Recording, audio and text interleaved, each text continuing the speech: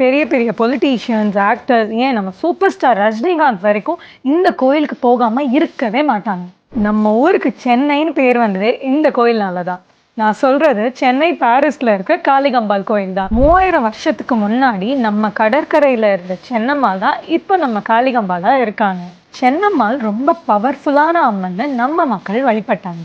கடற்கரையில இருக்கிறதுனால கடல் அலைகள் கொஞ்சம் ஜாஸ்தியானா கூட அம்மன் கோவமா இருக்கிறதா நம்பினாங்க. இதனால மக்கள் எல்லாரும் அம்மனை ஊருக்குள்ள கொண்டு வரணும்னு நினைச்சாங்க.